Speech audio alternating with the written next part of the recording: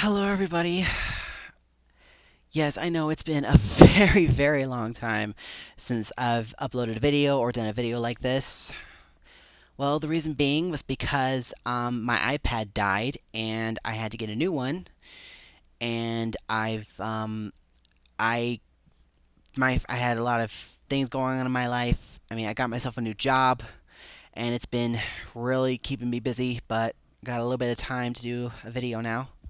So obviously, as you can tell by the title of this video, I'm going to be ranking the Chronicles of Narnia book series.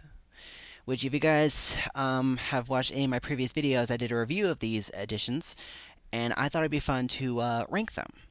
So that's what I'm going to be doing. Now, just so you know, there will be some major spoilers, so if you haven't read all of these books, and if you don't want to be spoiled, then you need to stop watching this video right now. So, without further ado, let's get started. Number 7 on this list is The Horse and His Boy. Now, I really don't hate this book, but the reason why it's my least favorite one in the series is because I feel like some of the pacing just seems really slow, and there's not a whole lot of action going on, and I don't feel connected to any of the characters. I mean, there are a couple of things I do like about it. I mean, I do like the character Lazareline, and I also like the scene where Shasta was talking to Aslan in the fog. And I really don't like Aslan in this book.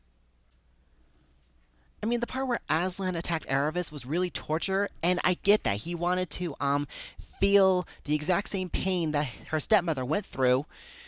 But to me, Aslan just seems like a bully in here. I don't know. I really don't like Aslan in this book. And also, having the Pevensies as side characters just seems really odd to me, because I mean, they're just mainly the main characters throughout the entire series, but here they're just kind of like shoved aside. I don't know. I mean, I enjoyed it, but it's just not my favorite, and I feel like it just didn't really suit me. I'm sorry. Number 6 on this list is The Last Battle. This is actually most people's least favorite book in the series, and I really get why people don't like it, mainly because of the ending. Yeah, everybody did die, and it's very sad, but at the same time, it's actually kind of beautiful. I mean, I really like that we got to see most of the characters that we met in the previous books, but of course, I was actually very, very shocked about Susan's fate, that Susan no longer believes in Narnia and all she cares about is parties and invitations and all that. When I first read that part, I was like, "What? Susan no longer believes in Narnia? That was just mind-blowing." And of course, we did get to see stuff that were kind of foreshadowing in the previous books. Like, we got to see Tash, who was one of the major gods in the Kalaman religion, and he is absolutely terrifying. He's the one that terrified me the most. I mean, he's just so creepy. And also, Shift, he's a very, very annoying character. But I still enjoyed it. Number 5 on this list is The Voyage of the Dawn Treader. What I also find amusing about this book is that this is the only book in the series where we actually don't go to Narnia at all. I mean, yeah, we kind of do, but not exactly in, like, the continent. Here, we just mainly go from the out to sea, travel from island to island. But I do like that it kind of extends the whole world outside Narnia in a way. But the thing that bothers me is that the Chronicles of Narnia title serves no purpose whatsoever. And I get that a lot of people don't like Eustace. I mean, I didn't like him at first, but when he starts changing back to a human and starts learning about kindness and stuff, I actually started liking him. I mean, yeah, he could be a bit annoying at times, even in later books, but I still think he's a good character. I mean, he's not my favorite character, but I think he's enjoyable.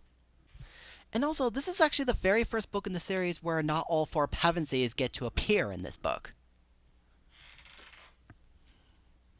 And it does have a very dark moment, like the scene where Lucy was looking through the magician's spellbook, which is actually my favorite scene, by the way. And even when Lucy came to the beauty spell and starts comparing herself to Susan, that kind of foreshadows in a way that's about Susan's fate in the last battle.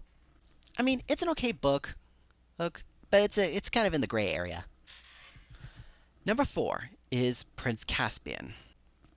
I actually find it surprising that humans actually found their way into Narnia after thousands of years, while the Pevensies were gone. I mean, I know that time doesn't flow in the same way that our world flows. I mean, this story takes place 1,300 years after the events of The Lion, the Witch, and the Wardrobe. But it is pretty much the same as the previous book. It's kind of like a save the world kind of story from evil. One plot hole I know about this book is that Lucy's daggers seem to have disappeared all of a sudden. I mean, she has her cordial, but the dagger seemed to have been forgotten. And also the part where Lucy was waking up and she sees the trees moving and she hears Aslan calling to her as she run towards him. That's actually my favorite part of the book. I feel like it's very magical in my opinion. Number 3 is The Magician's Nephew. While I really like that we get to see how Narnia began and how the White Witch came into Narnia and how the animals learned to talk and Aslan and how the lamppost was there and all that, and of course we get to see the professor's childhood. And also, it's actually very sad about Diggory's mother that she's very ill and she was actually going to die. I mean, that just feels heartbreaking, to be honest. And it's actually based on a true event that happened to the author, by the way. But the major plot hole I have with this book is the part where Diggory planted the tree in Narnia that was supposed to help keep Jadis out, but it didn't. She was able to roam around Narnia with no problem whatsoever. And she was able to get some evil on her side as well. That's also a plot hole, by the way. I don't know, it just doesn't make sense. But I really, really do enjoy this book. Number 2 is The Silver Chair. This is actually one of the darkest books in the series, and this is also where we get to see the introduction of Jill Pole, who actually happens to be my favorite character in the series. And just so you know, I don't care if you hate her. I can feel her pain. And because honestly, she was just shy, and that's exactly how I was like. You see, when I was in school, I was also teased and bullied. And I was really having a hard time trusting people, and that's exactly how I felt. So I can definitely feel Jill's pain, and that's why she's my favorite character in the series. And if you say you hate her, I don't care. What's also interesting about this book is that in other stories you get to go like in all four directions outside Narnia, like north, south, east, and west.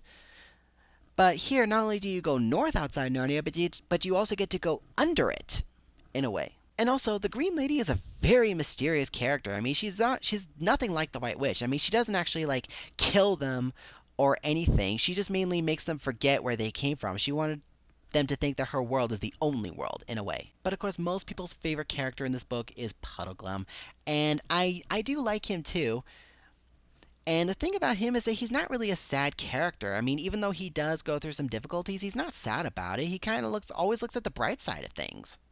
And also in this book, it's not really like a save the world story in a way. It's mainly a rescue, which is something you don't really find in any of the other books. And of course, my number one favorite book in the series is The Lion, the Witch, and the Wardrobe. The introduction of the characters are very interesting, and everything that was all set up for what's going to happen later in this book was very creative. And I especially love the introduction of Aslan. And of course, Mr. Tumnus is also a very believable character. But the main thing that bothers me is, again, one of the plot holes in The Magician's Nephew, like the conversation with Susan and Peter and the professor. See, the professor does sort of believes in Lucy's story, but he acts like he's never been to Narnia. It's like he's forgotten all about it. And he also seemed to have forgotten that the tree that he planted in his uncle's backyard is what he used to make the wardrobe. I don't know, but I really do really, really love this book. I love it more than any of the other books, and I really think it's a really great start of the series. And just so you know, this is actually the first book written in the series. It's not the second book. It's actually in chronological order. This is the publication order. So yeah, that's my ranking of the Chronicles of Narnia book series. I hope you guys enjoyed it. And tune in next time when I'll be ranking the book covers as well. So, until then, see you guys next time. Bye!